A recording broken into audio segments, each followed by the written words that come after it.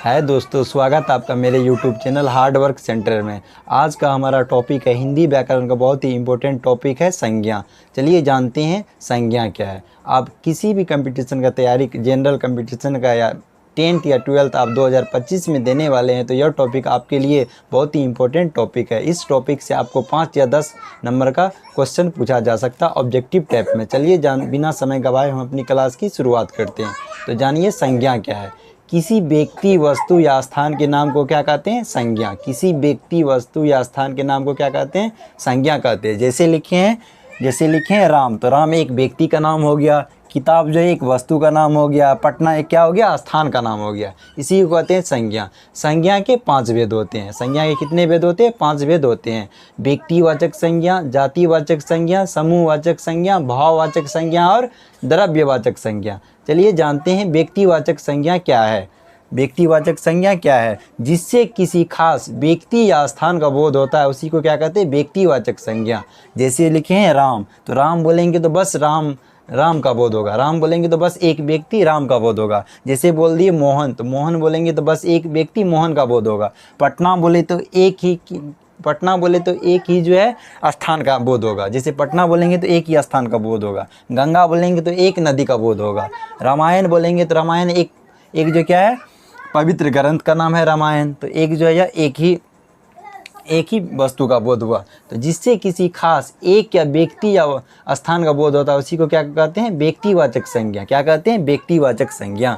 दूसरा लिखिए जातिवाचक संज्ञा, जिससे जाति भर का बोध हो। जिससे क्या हो? जिस संज्ञा से जाति भर का बोध हो उसको कहते हैं जातिवाचक संज्ञा। जैसे लिखे हैं गाय, तो गाय अगर गाय बोल दिए तो उसकी पूरी जाति का बोध हो गया। जैसे बोल दिए लड़का, तो लड़का जैसे क्लास चल रहा है इसमें बोलेंगे लड़के तो उसमें सब लड़का, जितना क्लास में जो भी लड़का है सब उसमें आ गया। और जैसे किसी एक पर्सन का नाम ले लिए, कोई एक व्यक्ति का नाम ले लिए, जैसे बोले मोहन तो बस मोहन का बोध होगा। और जैसे बोलेंगे लड़का तो उसमें जितना भी लड़का बैठा है सब लड़का का बोध हो जाएगा। जैसे बोलेंगे लड़की तो एक ही लड़की को, एक से अधिक लड़की को, पूरी जाति का बोध हो जाएगा लड़की बोलने से। अब बोलेंगे किसी एक लड़की का नाम ले लिए, जैसे बोलेंगे सीता, तो सीता हो गई व्यक्तिवाचक संज्ञा, लेकिन लड़की बोल देंगे तो लड़की हो गई जातिवाचक संज्ञा। तीसरा है समूहवाचक संज्ञा। जानते हैं समूहवाचक संज्ञा क्या है? जिस संज्ञा से समूह भर का बोध होता है उसी को क्या कहते हैं? समूहवाचक संज्ञा।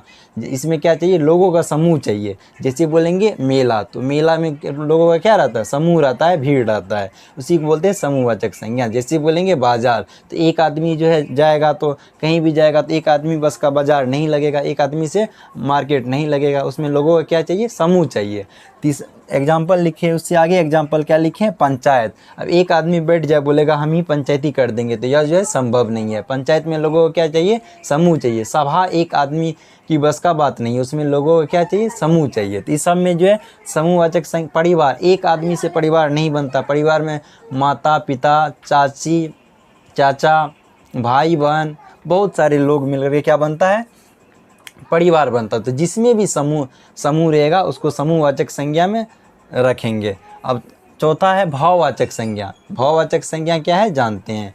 जिस संज्ञा को हम लोग क्या कर सकते हैं? देख या छू नहीं सकते, बस क्या कर सकते हैं? अनुभव कर सकते हैं। जिसको अनुभव कर सकते हैं उसी को बोलते हैं भाववाचक संज्ञा। जैसे लिखे हम अच्छाई। अब अच्छाई हमको जो है क्या, हम छू सकते हैं, अच्छाई को नहीं, क्या कर सकते हैं? अनुभव कर सकते हैं। बुढ़ापा हम छू सकते हैं नहीं, अनुभव कर सकते हैं। जिसमें भी अनुभव वाला बात आएगा उसको हम लोग रखेंगे भाववाचक संज्ञा में। ईमानदार, अब ईमानदार जो है हमको क्या छू सकते हैं? ईमानदार को नहीं। हम ईमानदार को क्या कर सकते हैं? अनुभव कर सकते हैं। वह व्यक्ति क्या है? ईमानदार है। उसके बाद लिखे हैं पाँचवा द्रव्यवाचक संज्ञा क्या है? चलिए जानते हैं।